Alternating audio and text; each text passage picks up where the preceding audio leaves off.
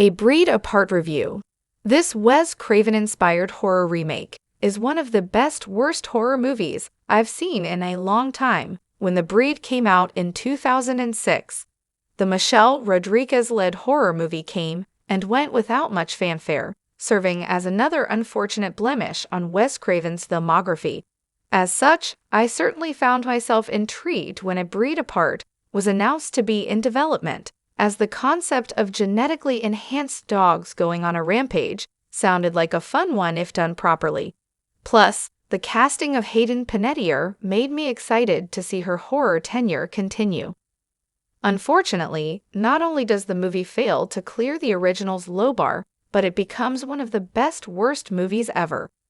Written and directed by Nathan and Griff First, known as the First Brothers, A Breed Apart is a meta take on the original film, in which the breed tried and failed to get made after the dogs and their handlers went missing. Over a decade later, a wealthy social media influencer invites a group of other influencers to that same island for a competition to win the deed to the island.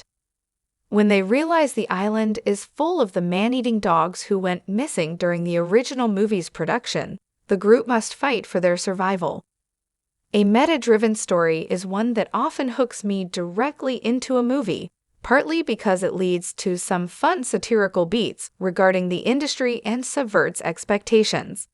A Breed Apart certainly started on an interesting note in this regard, catching me off guard with the fact that it appeared to be set during the production of the Craven-produced original Breed, albeit a fictionalized one, as Panettiere plays fake actor Hayden Hurst, and it's scrapped filming.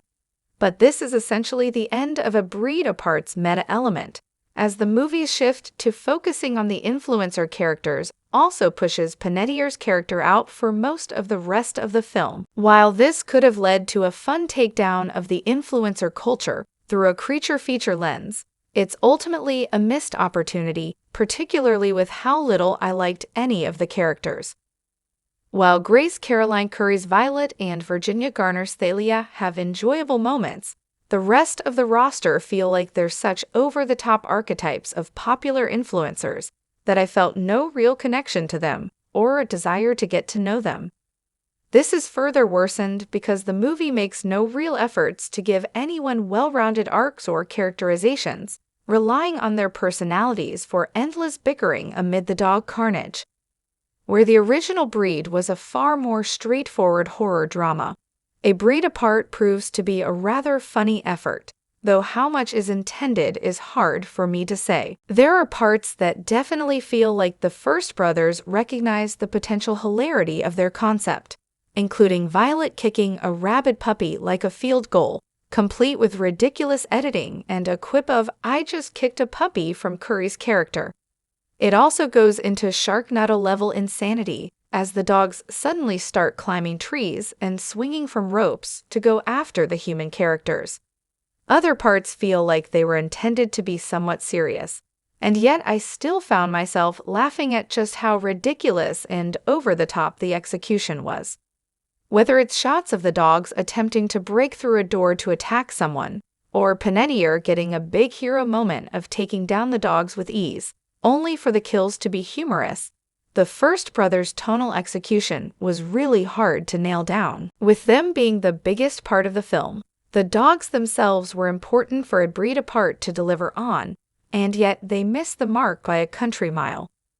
Though no budgetary figures have been revealed, it certainly feels like this movie was made on a smaller budget, with some of the CGI looking quite terrible, particularly when interacting with the human characters.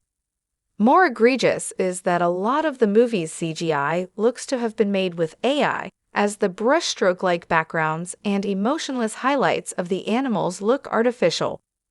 What's even worse is that A Breed Apart's credits consist of behind-the-scenes footage from the production, which included real dogs and decent puppets that I honestly would have preferred watching to the terrible CGI.